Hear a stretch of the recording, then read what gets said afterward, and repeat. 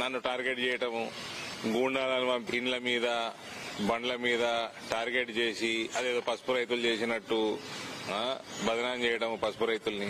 వీళ్ళందరి మీదకి వస్తా. ఈ మీడియా పైన మీరు ఎట్లా అడుగుతారు నేను చెప్తా. సరే, ఇవాళ మంచి పరిణామం, దాని గురించి మాట్లాడుకుందాం. ఫస్ట్ ఇది నేను రైతాంగానికి నా తరఫున తెలియజేసేది ఏంటంటే, ఇదేమి నా ప్రామిస్ ఫుల్ఫిల్ చేసి ఇది అంతిమం కాదు, ఇది ప్రారంభం. ఇది పసుపు బోర్డు వచ్చినందుకు ఇవాళ 37 సంవత్సరాల తర్వాత ఈ దేశంలో ఒక బోర్డు స్థాపన జరిగింది. ఎంత నమ్మకం పెట్టుకుని ప్రధానమంత్రి గారు మనకి ప్రసాదించిండు. మనము ఇవాళ ఈ పసుపు బోర్డు ప్రారంభమైనాక నాకు ఇంకింత బాధ్యత పెరిగిందన్న ఫీలింగ్ ఉంది. అట్లా అనిపిస్తా ఉంది. నూతన బోర్డుకి మొదటి చైర్పర్సన్ పల్లె గంగారెడ్డి గారు కూడా ఒక బలమైన రైతు కుటుంబం ఆయనది. ఒక సంవత్సరం క్రితం వాళ్ళ ఫాదర్ చనిపోయిండు. ఆయన కూడా బ్రహ్మాండమైన పసుపు రైతు. పల్లె గంగారెడ్డి కూడా మంచి పసుపు రైతు. అది కాకుండా ఏబీవీపీ నుంచి, యువమోర్చా నుంచి భారతీయ జనతా పార్టీలో జిల్లా అధ్యక్షులుగా, యువమోర్చా అధ్యక్షులుగా, ఇప్పుడు రాష్ట్ర స్థాయి కార్యదర్శిగా నా ఎదుగుదలలో కూడా ఆయన మంచి పాత్ర ఉంది. ఒక matured person, good political being, అన్నిటికంటే ఎక్కువ బ్రహ్మాండమైన రైతు. పసుపు పైన పూర్తి అవగాహన ఉన్న వ్యక్తి. పసుపు పంటకి ఏ రకంగా వంగడాల దగ్గర నుంచి మార్కెటింగ్ దాకా, ఎక్స్పోర్ట్స్ దాకా పూర్తి అవగాహన ఉన్న వ్యక్తి పల్లె గంగారెడ్డి గారు. ఆయనకు కూడా నేను అభినందనలు తెలియజేస్తా ఉన్నా. ఇది పసుపు బోర్డు వల్ల కేవలం పసుపు రైతులకే బెనిఫిట్ అవుతుంది అనుకోవడం తప్పండి. మన పసుపు బోర్డు వల్ల అనేక రంగాలు, అక్కడ పరిశ్రమలు, ప్రాసెసింగ్ యూనిట్ గాని, ప్యాకేజింగ్ యూనిట్లు గాని, ట్రాన్స్పోర్టేషన్ గాని, హాస్పిటాలిటీ ఇండస్ట్రీ గాని, ఇవన్నీ కూడా పెరిగే అవకాశాలు ఉన్నాయి. ఇవన్నీ పెరగాలి అంటే ప్రమాణమైన బేసిక్ ఇండస్ట్రియల్ ఇన్ఫ్రాస్ట్రక్చర్ కూడా మనం అక్కడ చేసుకోవాలా. ఒకసారి ఇటువంటి ఇన్ఫ్రాస్ట్రక్చర్ డెవలప్ అయినప్పుడు, ఇటువంటి కల్చర్ డెవలప్ అయి, ఇండస్ట్రియల్ కల్చర్ డెవలప్ అయినప్పుడు పసుపుకు సంబంధించే కాదు, ఇతర ఇండస్ట్రీస్ కూడా వచ్చే అవకాశం ఉంటుంది. ఎందుకంటే నిజామాబాద్ ప్రాంతం, ఉత్తర తెలంగాణ ప్రాంతం పసుపు కాకుండా అక్కడ చెరుకు, మన ప్యాడీ, కాటన్, అనేక పంటలు, అక్కడ అల్లము, రకరకాల వెజిటేబుల్స్, సన్ఫ్లవర్, ఇవన్నీ కూడా ఆ ప్రాంతంలో పండుతాయి. కాబట్టి స్టార్చ్ ఇండస్ట్రీస్ గాని, ఎథనాల్ ఇండస్ట్రీస్ గాని, ఇతర ఫుడ్ ప్రాసెసింగ్ ఇండస్ట్రీస్ గాని ఒక కల్ట్ డెవలప్ అయ్యే అవకాశం ఉంది. అది ఇటువంటి కల్చర్ అక్కడ వచ్చే అవకాశం ఉంది. దీనికి తోడు ఆల్రెడీ జగరాన్పల్లిలో ఎయిర్పోర్టు ఆల్రెడీ శాంక్షన్ అయి ఉంది. రాష్ట్ర ప్రభుత్వం కొంచెం ప్రొయాక్టివ్ గా ఉంటే అక్కడ పనులు కూడా ప్రారంభమవుతాయి. దానివల్ల కూడా ఈ పంటలన్నిటికి కూడా మార్కెటింగ్ కి, ఎక్స్పోర్ట్స్ కి అవకాశం పెరుగుతుంది. ఈ అన్ని కూడా ఒక ఓవరాల్ ఒక కల్ట్ డెవలప్ అవుతుంది. ఇటువంటి డెవలప్మెంట్ వచ్చినప్పుడు విపరీతమైన ఉపాధి అవకాశాలు పెరుగుతాయి. మనకు ప్రత్యేకంగా మా ప్రాంతంలో బీడీ కార్మికులు ఎక్కువ. బీడీ యొక్క ఫ్యూచర్ కొంచెం క్లారిటీ తక్కువ ఉంది. బీడీ ఫ్యూచర్ పైన, తంబాకు ఫ్యూచర్ పైన ఇంటర్నేషనల్ వాళ్ళు పెడుతున్న శాంక్షన్స్ వల్ల ఫ్యూచర్ పైన నమ్మకం తగ్గుతా ఉంది.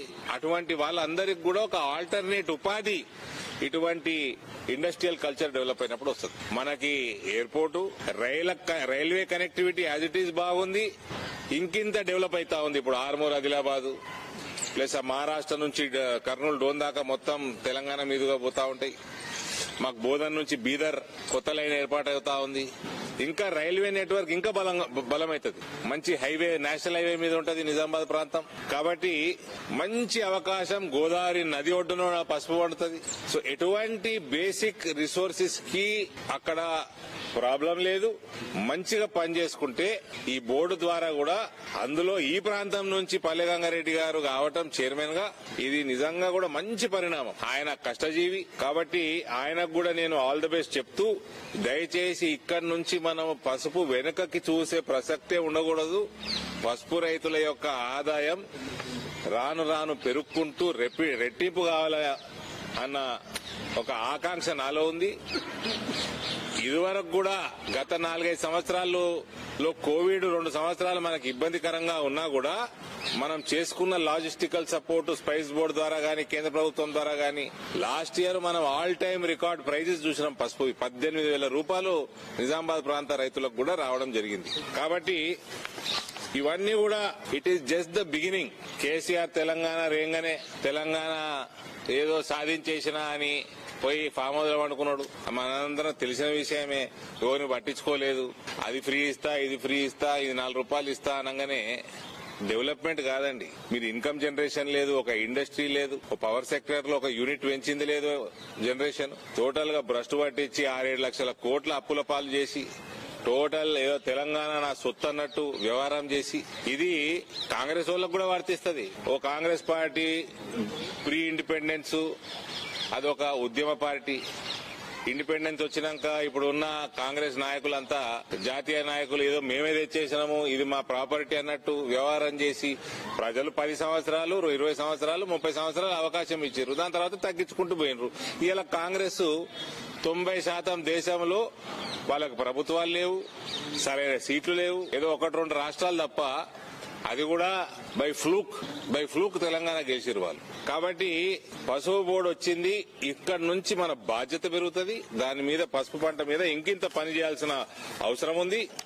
ఇది పసుపు రైతులకే కాదు, బీడీ కార్మికులకి, ప్రత్యేకంగా గల్ఫ్ సోదరులకి మంచి అవకాశం, ఉపాధి పెరుగుతా ఉంటది. ఇక్కడ రైతాంగం కూడా బాగుపడతా ఉంటది.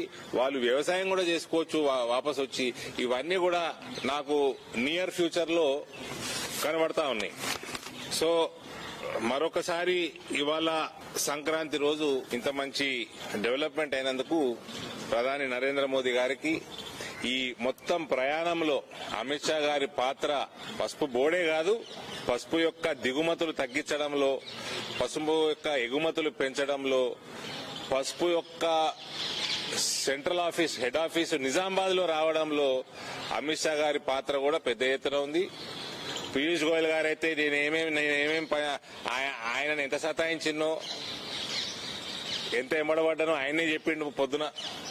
సో పీయూష్ గోయల్ గారికి నేను మనస్ఫూర్తిగా ధన్యవాదాలు తెలియజేస్తా ఉన్నా. This is not the end, this is just the beginning. ఇప్పుడు బీఆర్ఎస్ ఏమంటుందంటే మేము ఒత్తిడి తేవడం వల్లనే పసుపు బోర్డు వచ్చిందని బీఆర్ఎస్. కాంగ్రెస్ పార్టీ ఏంటంటే మేము లేఖలు రాయడం వల్లనే బోర్డు వచ్చిందని కాంగ్రెస్ పార్టీ. ఎవరు అన్నారు? కాంగ్రెస్ పార్టీ వాళ్ళు ఏం చేసుకున్నాడు ఈరోజు తుమ్మల నాగేశ్వర. ఎడ్ల బండి పోతా ఉంటది, చక్రం తిరుగుతా ఉంటది కదా, దాని మీద తుమ్మల నాగేశ్వర అన్న ఈగ ఆలిందట. ఈగ ఆలి ఆ చక్రం తిరుగుతా ఉంటే, అది కూడా గిరగిర తిరుగుతా ఉంటే నేనే తిప్పుతున్నా ఆ చక్రం అనుకున్నదంట. ఈ తుమ్మల నాగేశ్వరరావుకు వయసు మీద పడ్డ చిలిపి చేష్టలు పోలే. ఆయన ఏ పార్టీలో ఉన్నాడు ఆయనకన్నా తెలుసా? ఇప్పటికి 3-4 సార్లు వయసు వచ్చిందా నీకు? పార్టీలు మారుతా ఉన్నావు. ఇంకా వీళ్ళు ఎట్లాంటి వాళ్ళు అంటే ఈయనకంటే ముందు రెండే ఆయన నల్గొండ ఆయన వ్యవసాయ మంత్రి నిరంజన్. వీళ్ళకి సొంత భూములు ఉన్నాయి. వీళ్ళు మినీ కేసీఆర్లు. వాళ్ళు మహబూబ్ నగర్ ఆయనది. అదే గట్లుంటది వీళ్ళ మంత్రులు. వాళ్ళు ఏ జిల్లాలో కూడా తెలియదు మాకు. మళ్ళీ మేము యాక్టివ్ పొలిటీషియన్, ఇలా పోర్ట్ఫోలియోలు తెలియదు, వీళ్ళు ఎక్కడికి వస్తారో తెలియదు. ఈ ఫ్యామిలీ రూల్డ్ పాలిటిక్స్ అంటే ఇట్లుంటాయి. వీళ్ళకట వాళ్ళ వ్యవసాయ క్షేత్రంలో వ్యవసాయం చేస్తారట, బయట మాత్రం వేరే పొలాలలో కోరు, వేరే రైతులను పట్టించుకోరు. కేసీఆర్ బాపతి ఇదంతా. So silly comments, silly fellows. Tummala Nageswara Rao, నువ్వు తెలుగుదేశంలో ఉంటివి, నువ్వు కాంగ్రెస్ లో ఉంటివి, నువ్వు బీఆర్ఎస్ లో ఉంటివి. ఎప్పుడు రాయలే లేఖలు? ఇప్పుడే రాస్తావా? అప్పుడు చదువు రాలే? లేదా హరీష్ రావుకి అగ్గిపెట్ట దొరకనట్టు నీకు పెన్ను దొరకలేదా? ఊకే వయసుకు తగ్గట్టు బిహేవ్ చేయవా? బీఆర్ఎస్ అంటుంది మేము ఒత్తిడి తేవడం వల్లనే అరవింద్ తెచ్చిండేది, లేదంటే మా భయంతో అరవింద్ తెచ్చిండు. అంటే నా చేతి పెట్టి బాండ్ పేపర్ చేతి పెట్టి దిద్దిర్రా? ఓలు పట్టుకుని చేతులు, అది టీఆర్ఎస్కి వెళ్ళి ఓలు పట్టుకున్నారు, చేతులు దిద్ది ఇచ్చిర్రా నాతోటి bond paper. From bond to board, ఇది ఒక ప్రస్థానం. ఇది బాండ్ రియలైజేషన్ అయింది. బాండ్ రియలైజేషన్ ఇప్పుడు బీడీ పరిశ్రమ బీఆర్ఎస్ అన్నది బ్రదర్ ఊకే అడిగి అది భూస్థాపితం కాబోతున్నది. భూస్థాపితం అయ్యే సమితి అది. దాని గురించి ఊకే అడిగి మాట్లాడి కూడా టైం వేస్ట్. ఆమె జైల్లో వచ్చింది, మళ్ళీ ఎప్పుడు పోతుందో తెలియదు. ఇవాళ అన్న జైలుకు పోతాడు తొందరగానే, పోయే లక్షణాలు పుష్కలంగా కనబడ్డాయి. అయినా ఈ సంక్రాంతి నాడు ఊకే బీఆర్ఎస్ అని బేవకూఫ్ల గురించి అడుగుతామే బ్రదర్. నిజామాబాద్ జిల్లాలో ఒక కుటీర పరిశ్రమ లెక్క ఉన్నది. అయితే పసుపు బోర్డు రావడం వల్ల ఆల్టర్నేటివ్ ఎట్లా మారుతుంది అంటే, వాళ్ళు ఈ పసుపు అంటే ఉపాధి, వాళ్ళకు కలిగే ప్రయోజనం ఏంటి? ఉపాధి. End of the day it is an income, alternate source of income. తంబాకుది యొక్క ఫ్యూచరు బ్రైట్ కనబడతలేదు. For various health hazards, international sanctions. కాబట్టి వాళ్ళకు కూడా ఆల్టర్నేట్ సోర్స్ ఆఫ్ ఇన్కమ్ మంచి బలమైన సోర్స్ ఉంటే ఆ ఏరియాకి, అక్కడ ఉన్న లోకల్ ఎకానమీకి చాలా మంచిది. ఏ ధైర్యంతో చిన్నప్పుడు బాండ్ అనిపించిందా ఆ రోజు సక్సెస్ చేస్తామని? పూర్తి నమ్మకం ఉండే, నాకు పూర్తి నమ్మకం ఉండే.